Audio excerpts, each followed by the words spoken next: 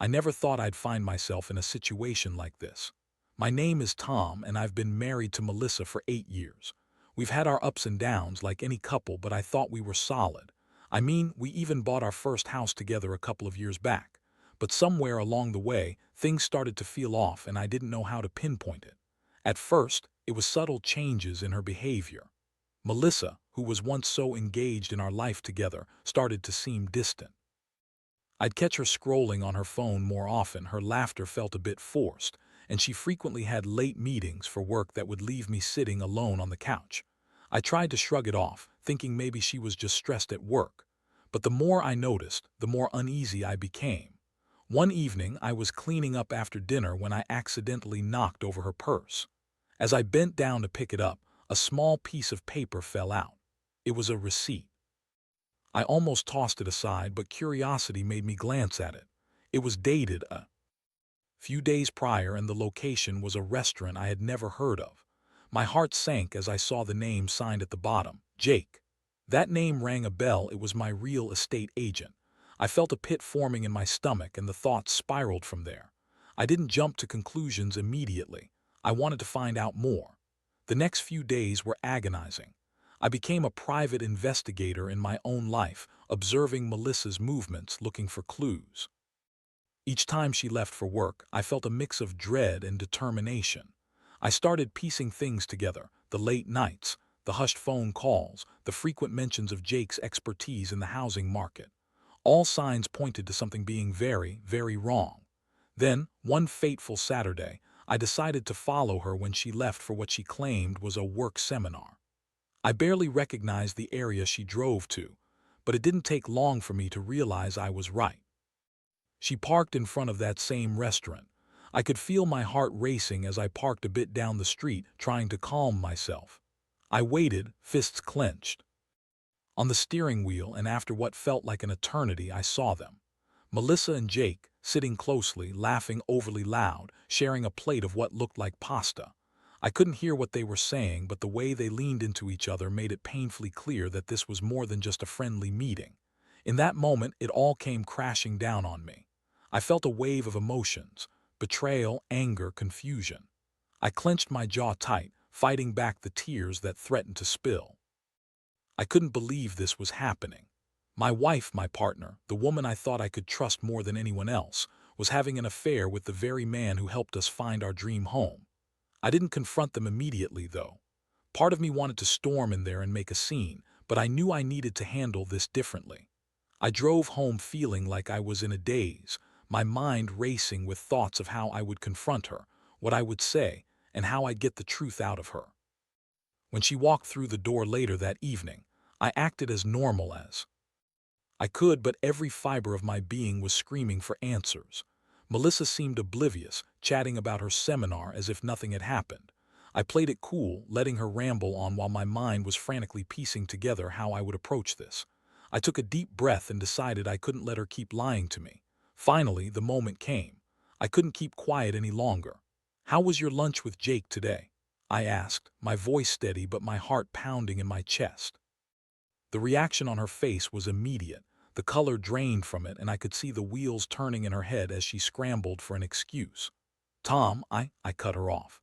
"Don't lie to me. I saw you two together. This isn't a work seminar, is it?" I was met with silence as she stared at me, clearly caught off guard. The tension was thick, and I could see her mind racing, trying to fabricate some kind of story. "What do you want me to say?" she finally replied, bitterness creeping into her voice. "It's not what you think. This was just the beginning. I had opened a door I couldn't close, and what I was about to learn would change everything. The lies, the manipulations, and the betrayal would soon unravel, and I prepared myself for what was to come. I had to stay strong, not just for myself, but for the future I once thought I had with Melissa. The road ahead was going to be tough, but I was determined to get to the bottom of it all. I knew I had to confront her head on. I was ready for the truth, no matter how much it hurt. Melissa's expression shifted from shock to a defensive posture almost instantly. It was as if I had flipped a switch. "Tom, you don't understand," she said, her voice rising slightly. "It was just lunch. He's helping me with some real estate issues at work. You know how competitive this field is. I'm just trying to stay ahead." I took a deep breath, trying to keep my composure amidst the rising tide of emotions. You expect me to believe it's just a friendly lunch?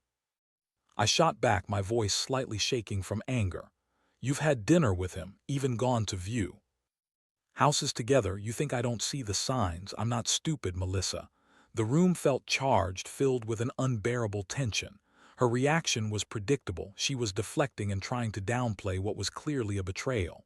You always jump to conclusions, Tom. You're being paranoid, she retorted, crossing her arms as if that could shield her from the accusations. I'm not cheating on you. Why would I do that? Her denial stung, and I felt a wave of betrayal wash over me, combined with an overwhelming sense of disbelief. I had to remind myself to stay focused and not get lost in her lies. You're lying to my face. I saw you two together and I know what I saw. You don't get to play the victim here. You've been the one deceiving me.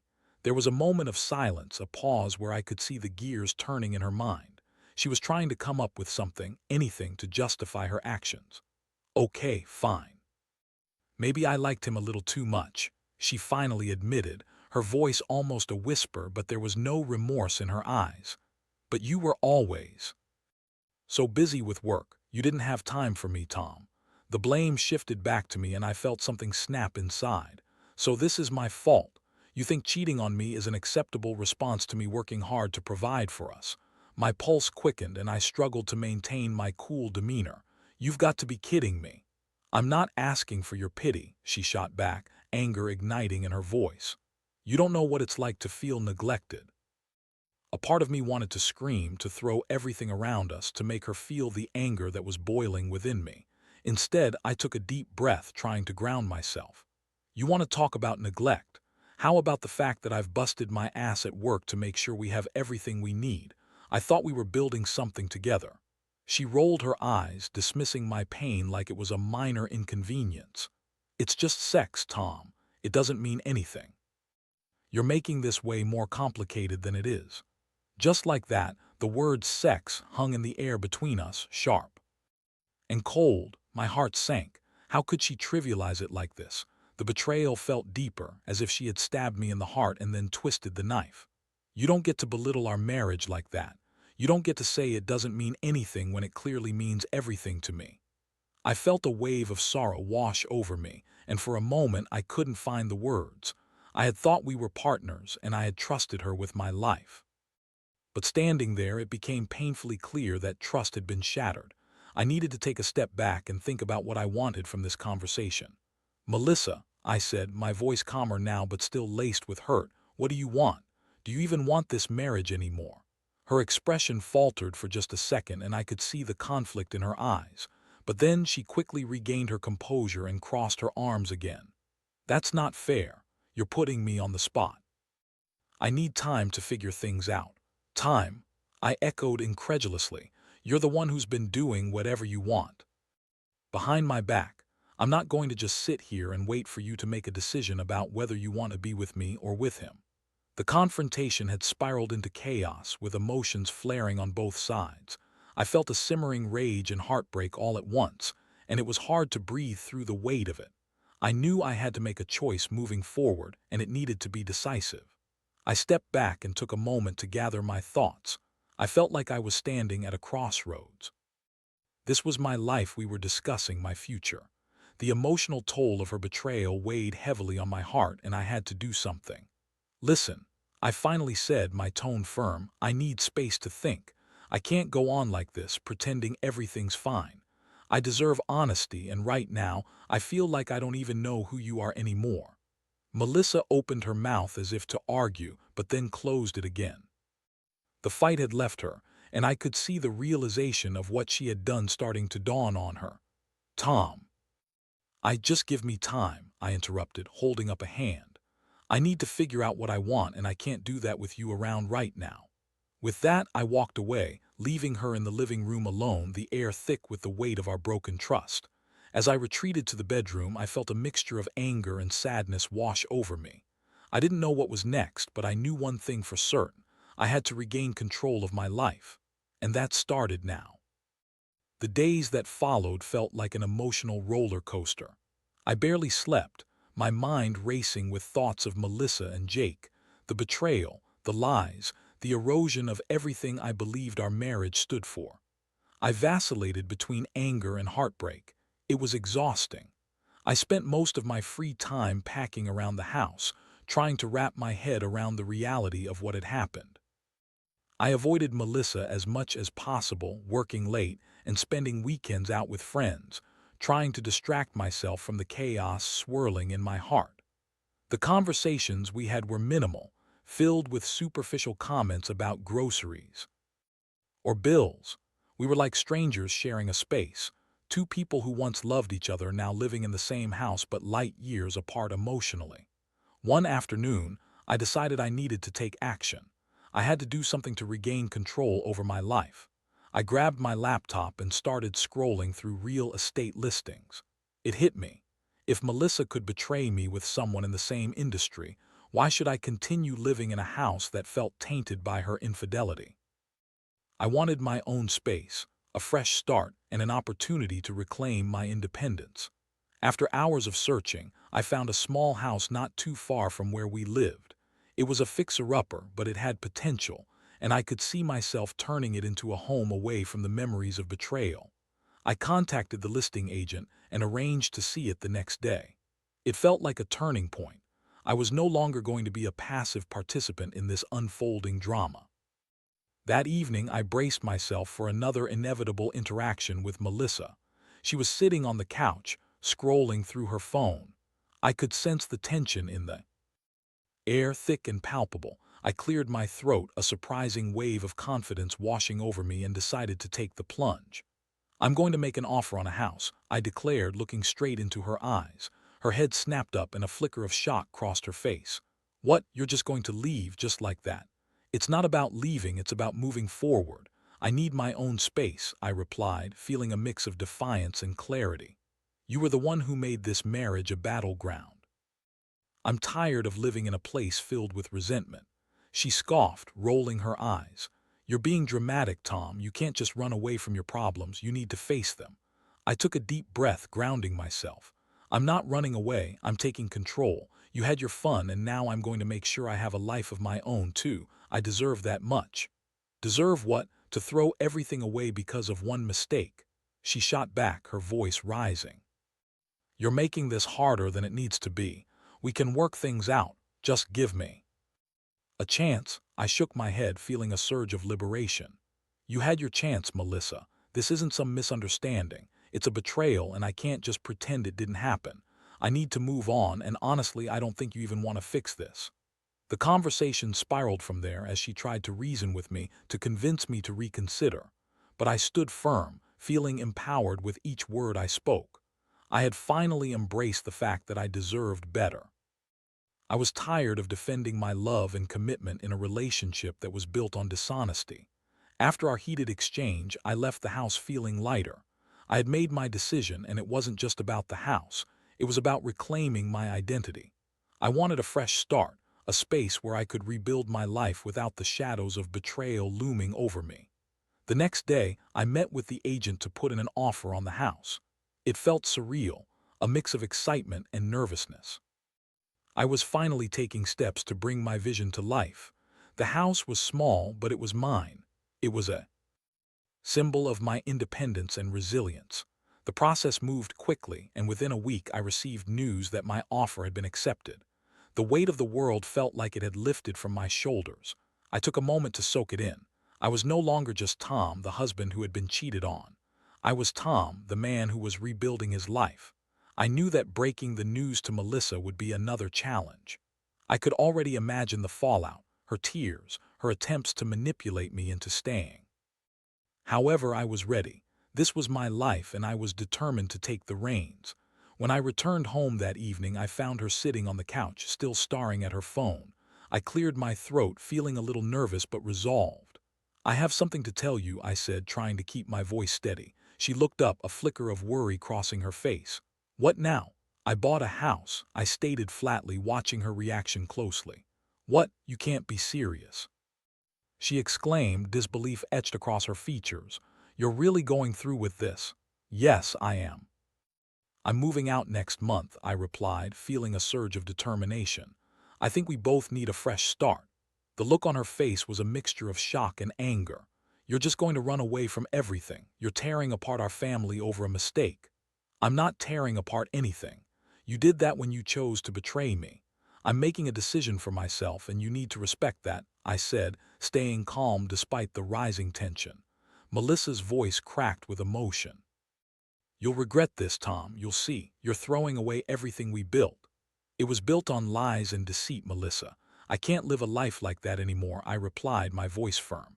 "It's time for us both to move on. I wish you well, but I need to do what's best for me." As I finished speaking, I felt a sense of finality wash over me.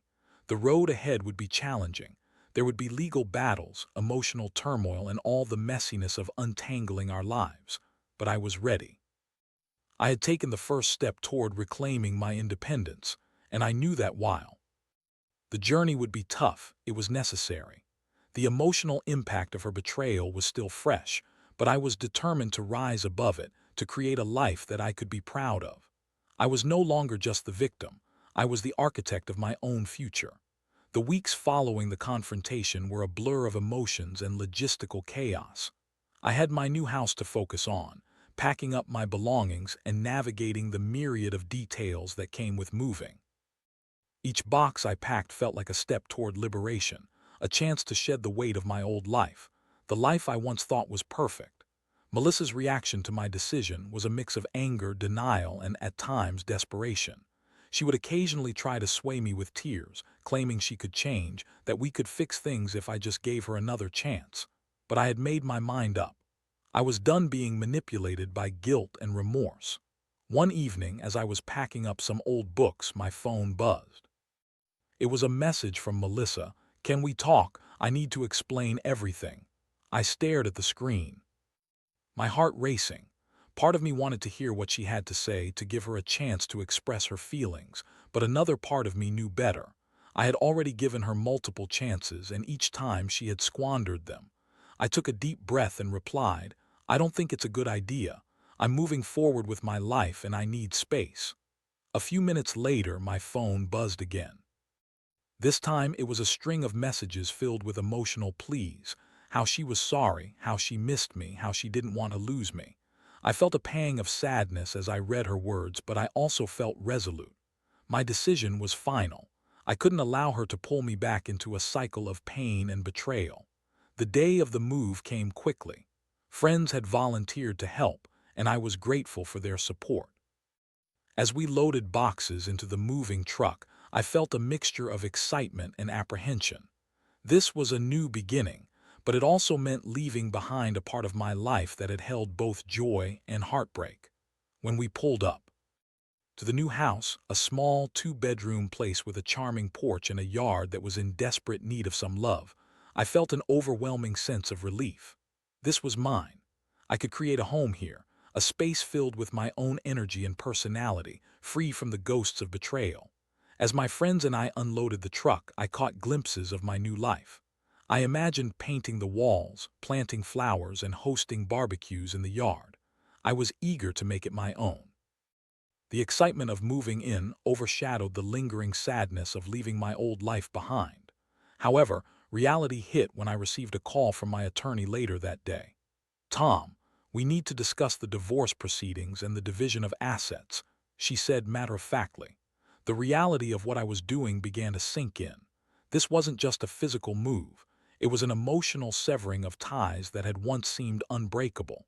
I spent the next few days navigating the legal side of things. It was tedious, but I felt a strange sense of empowerment as I took definitive steps toward closing that chapter of my life. I was no longer just a passive participant. I was an active player shaping my destiny. Every time I had to deal with paperwork or discussions about assets, I felt the weight of Melissa's betrayal. I thought about how she had treated me, how she had played with my heart and my trust. Each signature on the dotted line felt like a reclaiming of my power, an act of defiance against the pain she had inflicted. Despite the emotional turmoil, I tried to keep my spirits up. I focused on the new house and the possibilities it held. I started painting the living room, choosing colors that made me feel alive, fresh, vibrant hues that spoke of renewal.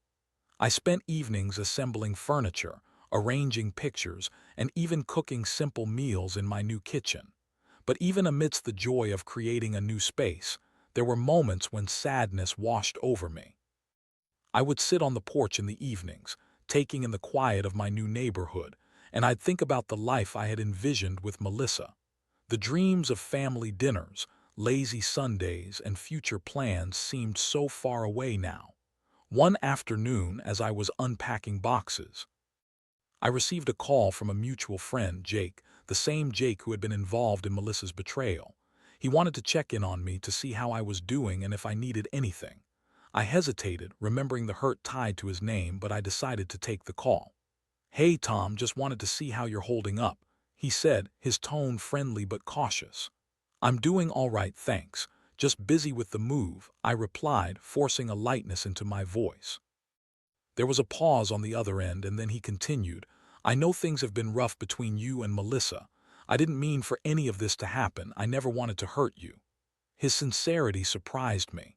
"I appreciate you saying that, but it's done. I can't dwell on it anymore," I said, trying to keep my tone neutral. "Look, I know it's complicated, but if you ever want to talk or need anything, I'm here," he offered. I felt a mix of emotions, conflicted by his attempt to reach out. On one hand, I was angry at him for being involved with Melissa. On the other, I appreciated his willingness to be supportive. "Thanks, Jake. I'll keep that in mind," I said, ending the call with a sense of closure. As the days turned into weeks, I continued to settle into my new life. I made new routines, explored the neighborhood, and started to remember what it felt like to be free.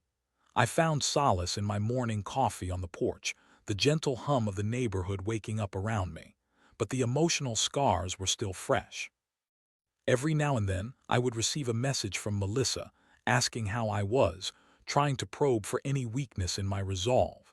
I would read her messages with a mixture of anger and sadness, knowing that her attempts to reach out were a sign of her regret. But each time, I reminded myself that I had made the right choice. I was starting to heal, but not without the waves of emotion crashing over me occasionally. I learned that moving on wasn't a straight path. It was filled with ups and downs, moments of clarity mixed with moments of doubt.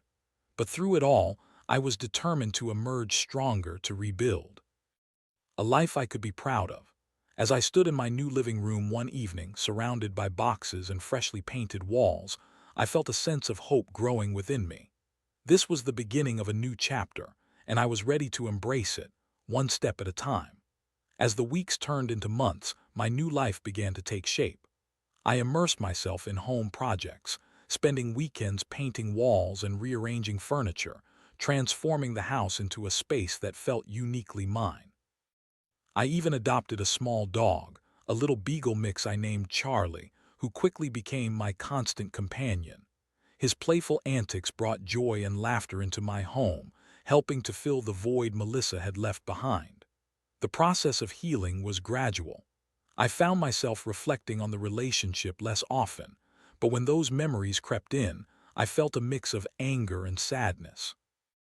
Yet each time I reminded myself of the choices I had made, the determination to break free, to reclaim my life. It fueled my resolve to keep moving forward. One evening, as I was settling in after a long day at work, my phone buzzed with a message from Melissa. She wanted to meet. My initial reaction was a wave of irritation, combined with a tinge of curiosity. I had spent so much time detaching from the pain she caused, and the thought of facing her again brought back a flood of memories, both good and bad. Still, I agreed to meet her at a nearby cafe, wanting to hear her out one last time. I felt a mix of anxiety and anticipation as I drove there, wondering what she could possibly have to say after everything that had happened. When I arrived, I spotted her sitting at a small table outside, twirling a straw nervously between her fingers.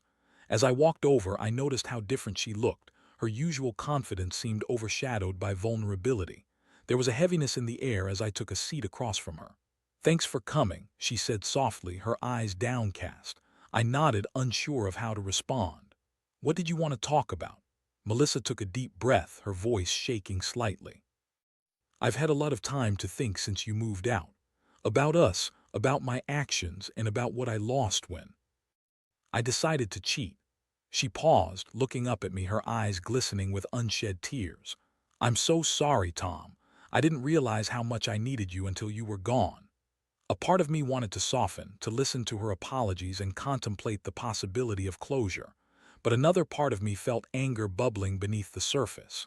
She had made her choices, and her regret, though seemingly sincere, felt like little more than a byproduct of her own guilt. I appreciate you saying that, I replied, trying to keep my tone neutral. But it's too late for apologies. You made a choice that changed everything between us. I know, she whispered, her voice barely above a whisper. I've been seeing a therapist trying to figure out why I did what I did. It's not an excuse, but I needed to understand myself better. I was lost, and I took it out on you. Hearing her speak about therapy surprised me. I had always hoped she would take steps to address her issues, but part of me couldn't shake the feeling that her efforts were too little, too late. I felt like a stranger to her now, and I wasn't sure I wanted to let the past seep back into my life. I'm glad you're trying to work on yourself, but I can't be part of that journey anymore. I need to focus on my own healing, I told her, determined to maintain my boundaries. I'm moving forward, Melissa. I have a new life now. She nodded, tears spilling down her cheeks. I understand, and I wish I could take everything back. I never wanted to hurt you, but I did. Seeing you move on has forced me to confront the consequences of my actions. I just hope you can find happiness again.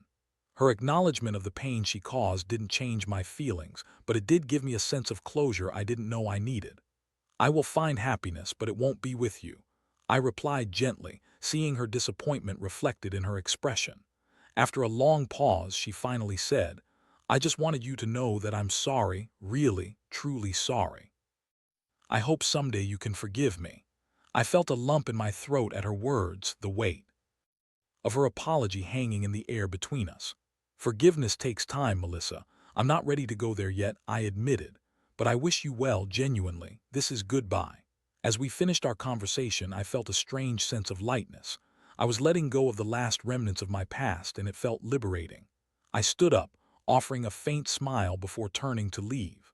Walking away from that cafe felt like closing a chapter, a step toward the future I was carving out for myself. Over the next few weeks, I focused on rebuilding my life. I made new friends in the neighborhood, starting to feel a sense of community that I hadn't experienced while living with Melissa. I started attending local events, exploring parks with Charlie, and even began volunteering at a nearby animal shelter, which filled my heart with joy. Every day felt like a small victory. I was reclaiming my identity and discovering who I was outside of my relationship with Melissa. I found comfort in my routines, and I started to feel a sense of peace settling in. The pain of the past still lingered, but it was no longer all-consuming. I was learning to embrace the present and look toward the future. But then, one evening, as I was winding down after a long day, my phone buzzed with a notification. It was a message from Melissa, a simple "Can we talk?" My heart sank. I had finally moved past the hurt, and I didn't want anything to disrupt the progress I had made. With a mix of apprehension and curiosity, I replied, "What's this about?" She responded almost immediately, "I need to share something important. It's about Jake." My heart raced. I had been trying to forget all about him, her affair partner, the man who had contributed to the destruction of my marriage. I didn't know what to expect, but I felt an unsettling mix of anger and trepidation. "Okay, where do you want to meet?" I typed back, trying to prepare myself for whatever news she had to share. As I waited for her response, I felt a wave of emotions wash over me. I had worked so hard to move on, to put my life back together. What could she possibly want to say that would require another conversation? Whatever it was, I was ready to face it head-on. I had come too far to let the past drown me again. It was time to confront whatever storm was brewing on the horizon. Melissa suggested we meet at a small cafe, the same one where we had our last conversation. As I drove there, my mind raced with possibilities. What could she possibly want to discuss? The thought of Jake sent a wave of irritation through me. I had been working hard to detach from the pain of our past, and the idea of him being brought back into the equation felt like a raw wound being reopened. When I arrived, I spotted her at a corner table, fiddling nervously with her coffee cup. Her demeanor was different. She looked anxious, almost fragile. I took a seat across from her, and before I could say anything, she spoke up. "Thank you for coming," she said, her voice shaky. "I know this is unexpected, but I have to tell you something about Jake." I felt my stomach knot. "What about him?" She took a deep breath, her expression serious. "I've been seeing him again." The words hung in the air between us like a dark cloud. My reaction was immediate. "What do you mean, seeing him again?" My voice was steady, but internally I felt a storm brewing. "You're still with him." "No," she quickly interjected. "I mean, we've been spending time together, but it's not what you think. I've realized that I don't want to be with him. After everything that happened, I had to confront my feelings and my choices. I don't love him, I just got lost in the moment." I took a moment to process what she was saying. "So you're telling me you're still involved with the guy you cheated on me with? How is that supposed to make any sense?" Her eyes filled with tears and she leaned in, her voice urgent. "I know how it sounds, but I'm trying to explain. I was confused, and spending time with him made me realize how much I messed up. I thought I could find some clarity, but all I found was more confusion. I want to fix things with you, Tom." "Fix things?" I echoed incredulously. "You think you can waltz back into my life after everything and expect me to just forget? I've been building a life without you, Melissa. I can't just jump back into that chaos." She reached across the table, her hand trembling. "I don't expect you to forget, but I want to show you that I can change. I've been working on myself and I want to make things right. I miss you. I miss us." The thought of her wanting to reconnect sent a rush of conflicting feelings through me. I remembered the love we once shared, the laughter, the moments of intimacy, the plans for our future. But those memories were now tainted, overshadowed by her betrayal. I felt a mix of anger and sorrow boiling beneath the surface. "Melissa, I don't know if I can trust you again," I finally said, my voice steady despite the whirlwind of emotions. "You shattered our trust when you chose to cheat. How do I know you won't do it again? How do I know you're not just saying all this because you're scared of being alone?" She bit her lip, her expression earnest. "You're right. You have every reason not to trust me, but I'm willing to fight. For us, I'll do whatever it takes to show you that I'm serious about changing. I want to be better for you, for me. Just give me a chance." I stared at her, weighing her words carefully. I wanted to believe her, but the scars of the past were still fresh. I had finally begun to heal and rebuild, and the thought of bringing her back into my life felt like a gamble, a risky bet that could lead to heartbreak all over again. "I appreciate that you're trying to be honest," I said slowly, "but I can't just jump back into a relationship. This isn't something I can decide right now. I need time to think about what I want. You've given me a lot to consider, but I won't make any rash decisions." Her face fell and I could see the disappointment wash over her. "I understand," she said quietly, "but I hope you'll really think about it. I know I messed up and I'm ready to face the consequences. If you decide that you can't forgive me, I'll accept that. I just needed you to know how I feel." With that, she stood up, her eyes glistening with unshed tears. "I'll let you go, but please remember that I'm here if you want to talk." As she walked away, I felt a mix of emotions swirling within me: anger, sadness, and a flicker of hope. I had spent so long focused on healing and moving forward, and now I was faced with the possibility of reopening that door. Over the next few days, I found myself reflecting on our conversation. I had come a long way in my journey toward healing, and I didn't want to jeopardize the progress I had made. But I also couldn't deny the bond we once shared, the love that had brought us together in the first place. I decided to take some time for myself, focusing on what I truly wanted. I spent quiet evenings at home with Charlie, enjoying the solace of my own company.